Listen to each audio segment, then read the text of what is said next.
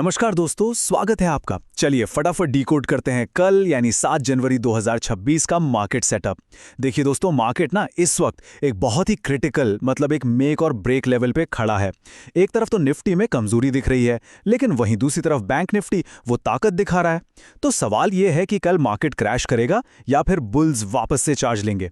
Data क्या कह रहा है, और हाँ सबसे जरूरी वो कौन से लेवल्स हैं जहां आपको बिल्कुल ट्रेड नहीं करना चाहिए। सब कुछ समझेंगे डेटा और लॉजिक के साथ। यहां कोई हवा में बातें नहीं होंगी। चलिए गहराई से समझते हैं।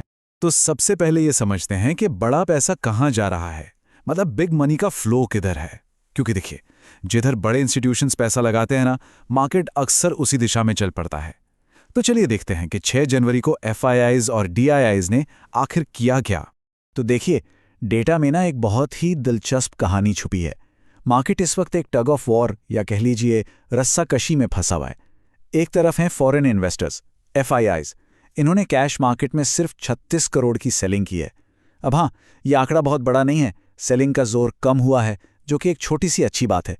पर ध्यान रहे, वो अभी भी बायर्स नहीं बने, वो बेच ही रहे हैं। और वहीं दूसरी तरफ हमारे डोमेस्टिक इन्वेस्टर्स, डीआईआईज, इन्होंने 1764 करोड़ की जबरदस्त बाइंग करके मार्केट को संभाल रखा है। तो इसका सीधा सा मतलब यह है कि जब तक एफआईआईज वापस से खरीदने नहीं लगते, कोई बड़ी सस्टेनेबल रैली की उम्मीद करना मुश्किल है। वॉलेटिलिटी, उतार चढ़ाव, ये तो देखने को मिलेगा ही। और ये जो रस्साकशी चल रही है ना, इसका सबसे ज्यादा असर हमें निफ्टी 50 पर देखने को मिल रहा है। तो चलिए अब सीधा निफ्टी 50 पर चलते हैं और इसके लेवल्स को डीकोड करते हैं।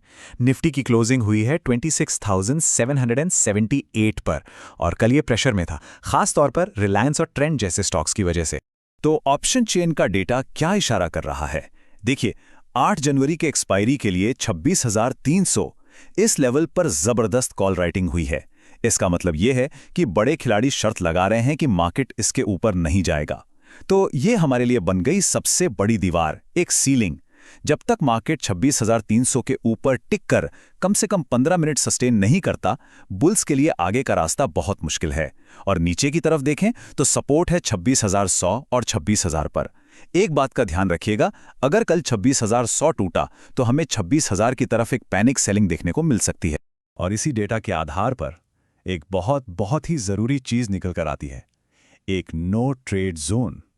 ये वो एरिया है जहां ट्रेडर्स को सबसे ज्यादा सावधान रहने की जरूरत है, ताकि वो अपना कीमती कैपिटल बचा सकें। इसको अच्छे से नोट कर लीजिए। 26,180 से लेकर 26,250 का जो ये 70 पॉइंट का दायरा है, ये एक ट्रैप जोन है। यहां मार्केट के साइडवेज रहने के चांसेस सबसे ज्यादा हैं। और ऐसे में होता क्या है, ऑप्शन बायर्स का पैसा गलने लगता है, जिसे हम टाइम डीके कहते हैं। भले ही मार्केट ज्यादा ना गिरे, उनके ऑप्शन की वैल्यू कम होती जाती है। तो समझदारी इसी में है कि इस जोन में शांति से बैठें और एक क्लियर ब्रेकआउट या ब्रेकडाउन का इंतजार करें। लेकिन जहां एक तरफ निफ्टी स्ट्रगल कर रहा है, वहीं कहानी का एक हीरो भी है। जी हां, अब बात करते हैं बैंक निफ्टी की, जो कल का स्टार परफॉर्मर था। ये इंडेक्स निफ्टी के मुकाबले काफी ज्यादा मजबूती यानी रिलेटिव स्ट्रेंथ दिखा रहा है। और ये स्लाइड देखिए, ये दोनों के बीच का फर्क एकदम साफ साफ दिखा रही है। इसे कहते हैं इंडेक्स डाइवर्जेंस। जहां निफ्टी दबाव में है और सेल ऑन राइज जैसा माहौल बना हुआ है, वहीं बैंक निफ्टी ताकत दिखा रहा है और एक क्लासिक बाय ऑन डिप्स का स्ट्रक्चर बना रहा है।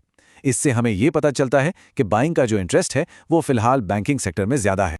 तो बैंक निफ्टी की क्लोजिंग हुई है 60,122 पर। यहां पर गेम प्लान काफी सीधा और सरल है।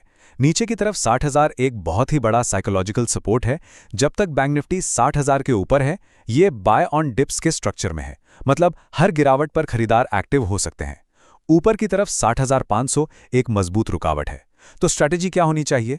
अगर मार्केट फ्लैट खुलता है और 60,000 के पास कोई बुलिश कैंडल बनाता है, तो बुल्स के एक्टिव होने के चांसेस बढ़ जाएंगे।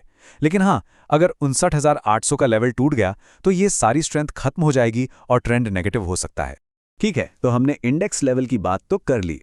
अब जरा और अंदर चलते हैं और उन खास स्टॉक्स पर नजर डालते हैं जो कल के मार्केट की दिशा तय कर सकते हैं। इन पर 7 जनवरी को खास ध्यान रखना है। तो हमारी वॉच लिस्ट पर सबसे पहले है मेटल सेक्टर। देखिए, ग्लोबल मार्केट में एल्यूमिनियम और कॉपर के दाम बढ़े हैं, जिसका सीधा सीधा फायदा हिंडाल्को जैसे स्टॉक्स को मिल रहा है, और ये एक मजबूत मोमेंटम में है। दूसरा स्टॉक है ट्रेंट, जो कल 8% गिरा था।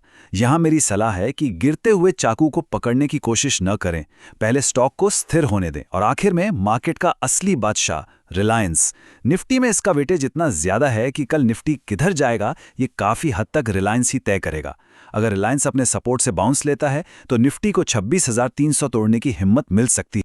अब इससे पहले कि हम अपनी कल की रणनीति को फाइनल करें, ये याद रखना बेहद जरूरी है कि हमारा मार्केट अकेला नहीं चलता। चलिए जरा बड़ी पिक्चर को देखते हैं और कुछ बाहरी फैक्टर्स और एक जरूरी सूचना पर भी ध्यान देते हैं। एक और बहुत जरूरी बात, आजकल मार्केट बहुत ज्यादा न्यूज ड्रिवन हो गए हैं।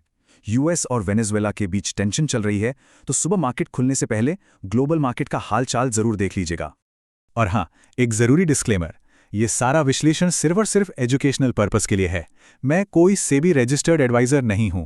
ट्रेडिंग में रिस्क होता है, इसलिए कोई भी ट्रेड लेने से पहले अपने फाइनेंशियल एडवाइजर से सलाह जरूर लें और हमेशा अपने रिस्क को मैनेज करके चलें। तो सारी बातें समझने के बाद अब सवाल यही है कि कल होगा क्या? क्या बैंक निफ्टी की ताकत निफ्टी को 26,300 के पार खींच ले जाएगी, या फिर निफ्टी की अपनी कमजोरी उसे 26,000 की तरफ धकेल देगी? आपको क्या लगता है? नीचे कमेंट्स में अपना व्यू जरूर शेयर करें। मुझे आपके विचार जानने में हमेशा मजा आता है। अगर आपको ये सीधी बात, नो नॉनसेंस और डेटा पर आधारित एनालिसिस पसंद आई तो इस पेशकश को एक लाइक जरूर दीजिएगा।